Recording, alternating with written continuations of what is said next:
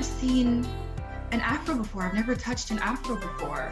People would expect you to either look like them or be like them or dress like them. Yeah. Oh, that's so ghetto, right? You Black know, people speak French. Exactly. I have a black friend. It's crazy. It happens all the time. We should stop ignoring it. How do we start to address our implicit biases, understanding some of the impact that our words have on people who are not like us, right?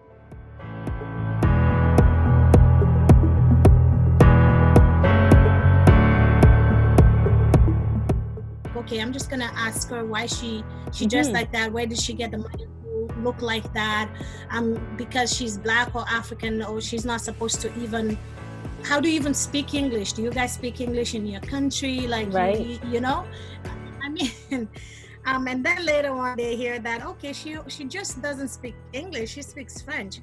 I was born and raised Muslim, and I am still a Muslim, so I don't understand why you think that just because I don't cover my head, that doesn't make me a true Muslim. You just learn how to navigate as a black person. Yeah. You learn how to just go on with the flow. Isn't that part of the problem though? Because I feel like, to a sense, as black people, we have put up with it so much. You don't call people out. We keep letting people, talk to us in ways that they would never let us talk to them in that way.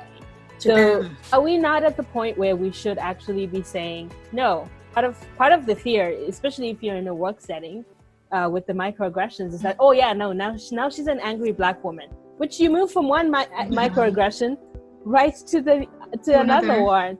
Biases are so implicit in it. They're so ingrained, so deep. It's like, it is a death by 1,000 cuts, because if we look at the world that we are in right now, with people finally acknowledging that there is systemic racism in all organizations and not just the police, on the backdrop of that systemic racism is the microaggression. So, with that, regardless of how resilient we are, like, is there not a breaking point for each person, individual, each child? When you feel uncomfortable, are you still able to be uncomfortable and then move into that situation and learn and be open and to meet the people?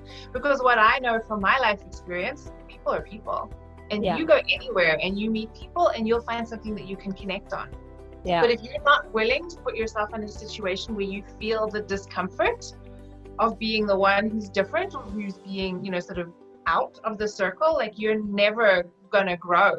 No. You're never going to be able to learn how to, connect with people that you perceive as different from you. Like, how can you go out there, be uncomfortable, and then find your common ground? The things that run through from top to bottom of Africa is community and respect.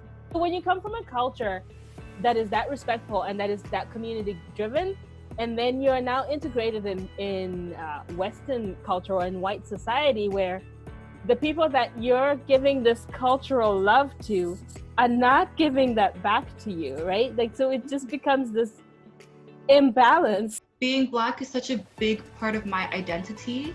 And why is it so difficult for you to embrace my blackness? You'd rather just make it vanish completely than embrace it and embrace who I am. Education is key to so many of these things. I think it's important for the people on the receiving end of "this is wrong, you shouldn't have said that," to not feel like it's an attack on their entire being. It just means you said something incorrect. Yes, you have to willing to accept it first, that there is a problem, and willing to learn, willing to accept your fault, and then try to fix it. Is there a difference between implicit bias and microaggressions? Maybe the implicit bias is where you start, and the microaggression is how you act it out. We can't just stop. We just have to continue giving our voice out there. We have to continue educating people. You have to connect in spaces that with people who don't look like you. We can Google all we want, we can read all we want, but until we actually sit, black, white, green, yellow, everybody, on, and actually start to commune and talk to each other, you're always going to think of me as that stereotypical Black woman because you actually haven't gotten to know Alice. Taking time to go outside of your comfort zone will teach you more than maybe say Google or whatever, because Google is great in starting the conversation, but it can't end there.